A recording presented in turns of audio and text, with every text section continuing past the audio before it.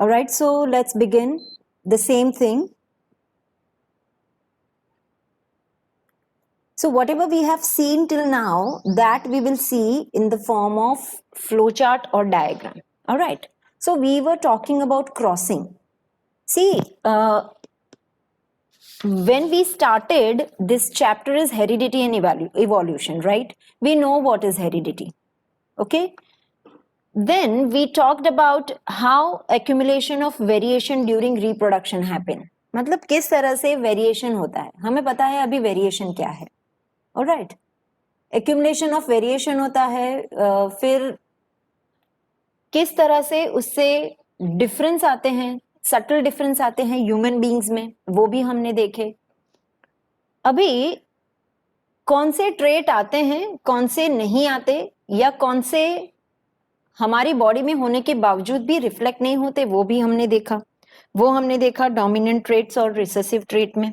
ठीक है, तो उसको प्रूव करने के लिए ये जो ग्रेगर जॉन मेंडल है, ग्रेगर जोहान मेंडल, उनका काफी कंट्रीब्यूशन रहा. उन्होंने अपना मैथमेटिक्स का और साइंस का दोनों का नॉलेज अप्लाई करके कुछ एक्सपेरिमेंट्स किए just to prove the law of inheritance. Okay, so ये इनहेरिटेड ट्रेट होते कैसे हैं, उसकी वजह, उसको प्रूव करने के लिए उन्होंने कुछ एक्सपेरिमेंट्स किए. उन्होंने एक्सपेरिमेंट्स किए प्लांट पर. ठीक है, सो प्लांट को उन्होंने डेलिबरेटली ब्रीड किया, जिसको हम क्रॉसिंग कहेंगे. अभी क्रॉसिंग दो टाइप से होता है, बेसिकली बहुत टाइप से होता है, बट इसमें हम दो टाइप देखने वाले हैं. एक तो वन कैरेक्टर को ध्यान में रखते हुए, या तो वन ट्रेट को ध्यान में रखते हुए. ठीक है, so when you cross a plant keeping in mind only one trait, we know the difference between character and trait now. Okay, so जब हम एक ट्रेट को ध्यान में रखते हुए अगर क्रॉसिंग करते हैं तो उसको कहते हैं मोनोहाइब्रिड. उसको क्या कहते हैं? Monohybrid. Mono means single, okay, hybrid means cross करना, राइट? सो मोनो का मतलब होता है सिंगल और हाइब्रिड का मतलब होता है क्रॉस करना. मतलब एक सिंगल ट्रेट को ध्यान में रखते हुए क्रॉसिंग करना, उसको हम कहेंगे मोनोहाइब्रिड, राइट? सो इसको कहेंगे मोनोहाइब्रिड इनहेरिटेंस. इसको क्या कहेंगे हम? Monohybrid inheritance. मेंडल ने जो एक्सपेरिमेंट किया उसमें कौन सा एक सिंगल ट्रेट लिया उन्होंने? वो जो सिंगल ट्रेट लिया वो था हाइट. मेंडल ने जो लिया वो था हाइट. ठीक है, okay. Now he took two plants. ठीक है, एक प्लांट उन्होंने लिया जो टॉल था,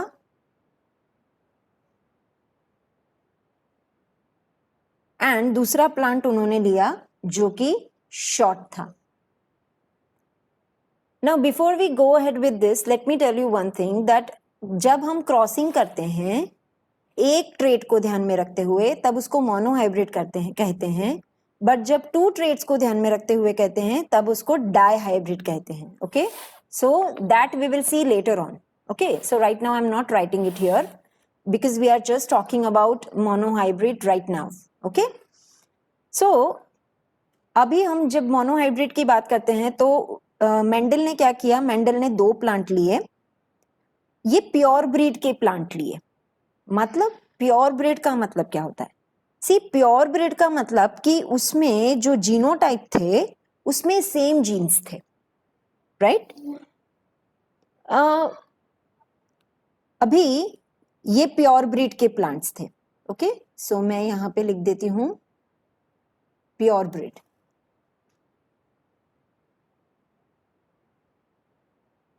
ये जो दोनों प्लांट्स थे वो प्योर ब्रीड के थे. प्योर ब्रीड का मतलब क्या होता है? प्योर ब्रीड का मतलब होता है कि इसके अंदर, इसके डीएनए में जो जीनोटाइप होंगे उसमें सेम जीन्स होंगे, राइट? मतलब कि ये दोनों टी होंगे. सी, हमें पता है कि डीएनए में क्रोमोसोम्स में डीएनए होता है, राइट? क्रोमोसोम्स में डीएनए होता है और उसमें 2 होते हैं क्रोमेटिन, और उसमें फिर वो जब जाइगोट बनाते हैं तब कॉपी करते हैं, तो एक अपने पास रखते हैं, दूसरा जाइगोट बनाने के लिए दे देते हैं, राइट। तो इसके अंदर जो कैरेक्टर्स थे वो प्योर थे, मतलब दोनों के दोनों कैपिटल टी थे, इसकी वजह से ये लॉन्ग हुआ, ओके, और टॉल प्लांट हुआ। ये शॉर्ट क्यों हुआ? क्योंकि इसमें दोनों स्मॉल टी थे, तो ये भी प्योर ब्रीड हुआ क्योंकि इसमें दोनों ही स्मॉल टी है, तो कोई और किसी और कैरेक्टर का, किसी और ट्रेट का तो इसमें चांस ही नहीं है। तो ऐसे जब होते हैं जीनोटाइप सेम जीन्स वाले, तब उसको हम प्योर ब्रीड कहते हैं, right.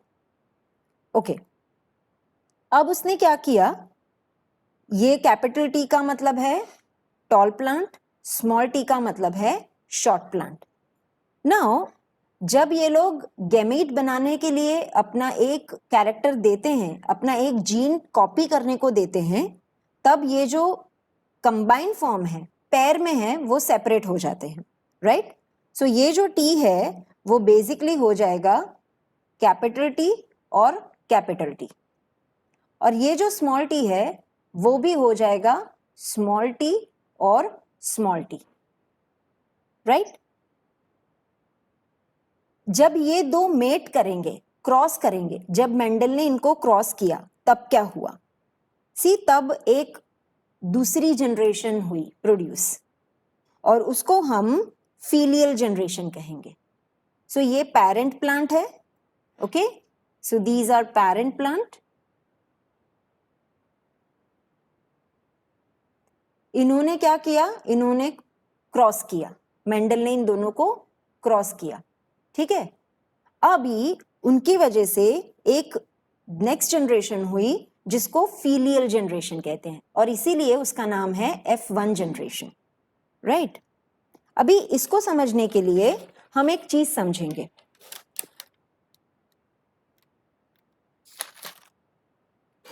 Just a minute, let me take that out.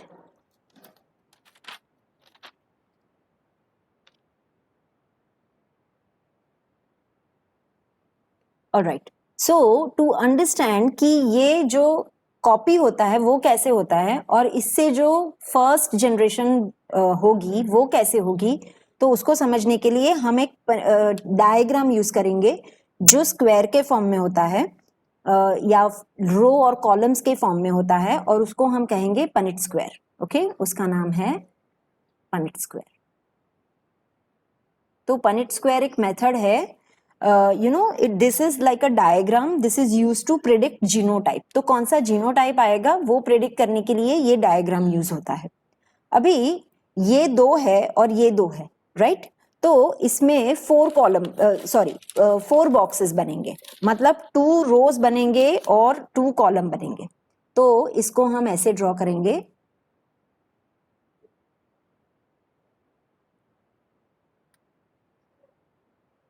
Okay.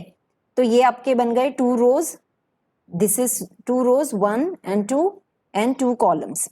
अभी क्या होगा, इसमें से ये जो है सेपरेट वो हम यहां लिखेंगे, और ये जो सेपरेट है एक पेरेंट का उसको हम यहां लिखेंगे, और दूसरे पेरेंट का जो भी है जीनोटाइप उसको हम यहां लिखेंगे, ट्रेट, ठीक है। अभी जब ये मैच होता है तब कैसे होता है, अभी इसको समझो।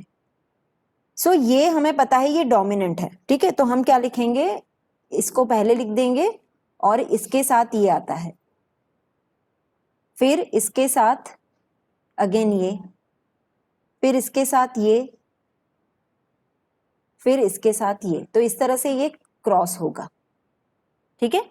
सो जब नेक्स्ट फीलियल जनरेशन बनेगी उसमें कैसे होगा, ये कौन से ऑप्शंस हमें मिले, capital T, small T, all are capital T small T,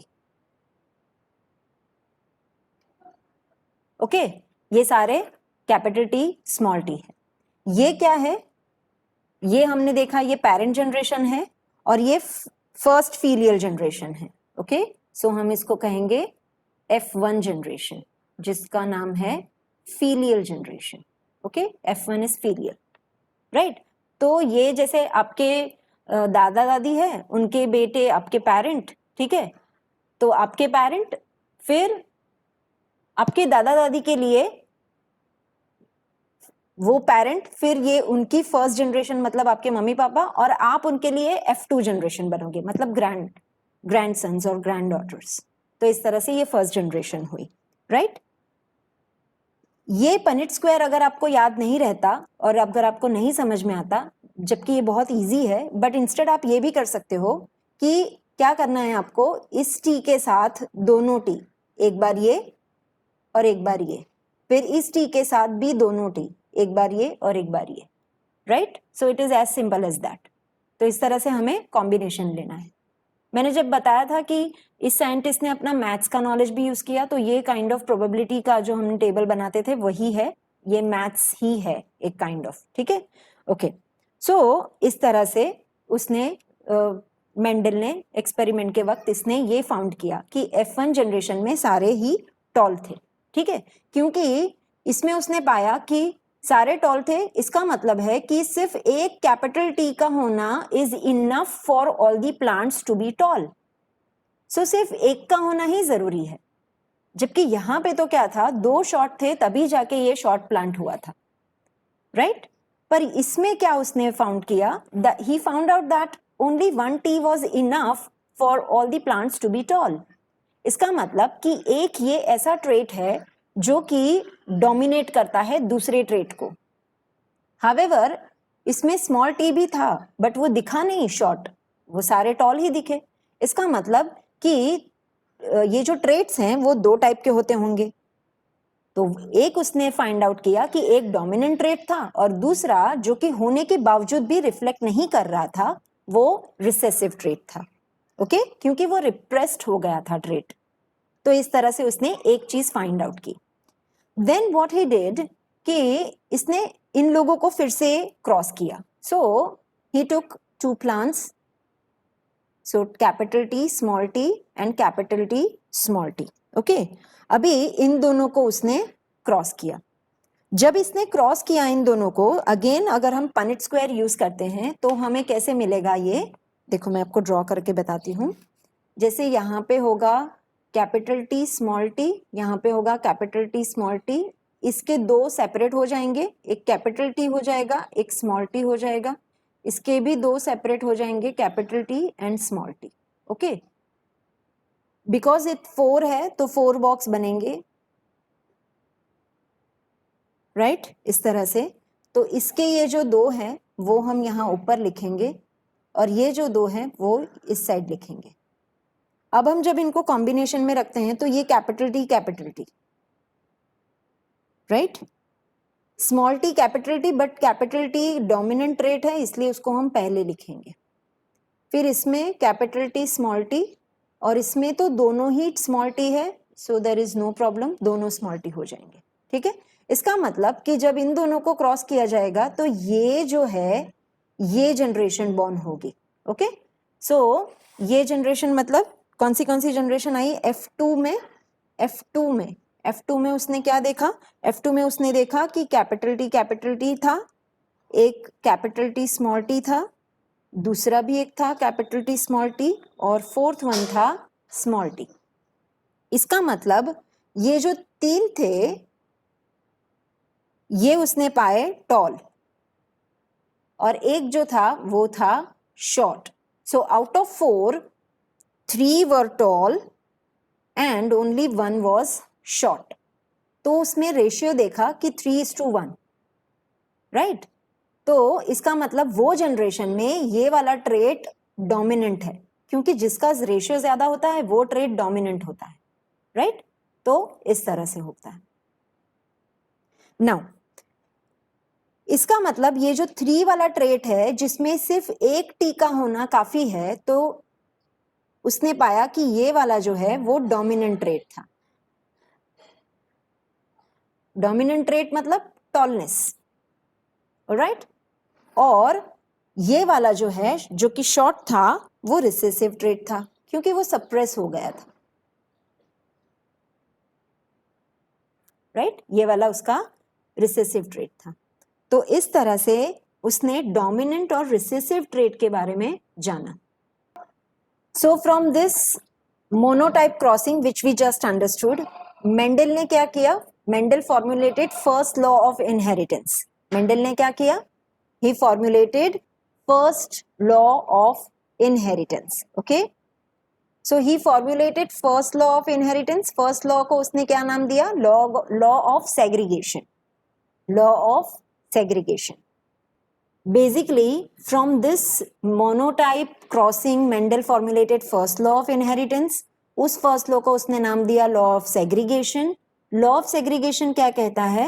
The characteristics or traits of an organism, किसी भी organism का trait is determined by internal factors. मतलब हमारे trait हमारे internal factor से determine होते हैं, और वो जो internal factor है उसको जीन कहते हैं, और ये जो जीन है वो हमेशा पेयर में होते हैं. Okay, they are always in pair. Alright, जैसे हम एक XX देखते हैं, XY देखते हैं, जब हमने कैपिटल TT देखा वैसे. ठीक है, बट जब वो क्रॉस होते हैं, जब वो जाइगोट बनाने के लिए अपना एक सेल देते हैं, तब उनको कॉपी देनी होती है. खुद के पास तो रखते ही हैं 2 ट्रेट, ठीक है, बट एक कॉपी उसको जाने देते हैं, राइट, सो दैट उसकी फीलियल में, मतलब उसके F1 जनरेशन में या F2 जनरेशन में वो कॉपी ट्रांसफर हो जाए, right.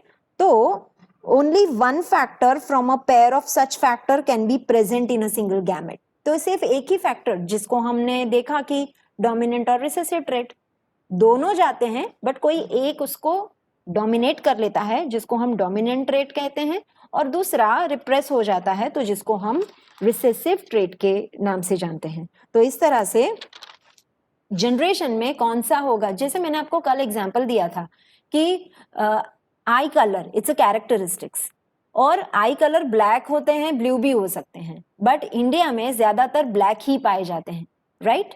So black colours are more common in India. Black eye colour is more common in India. So इसका मतलब है black eye colour is dominant trait, whereas blue eye color is very less, so it's a recessive trait for India, right.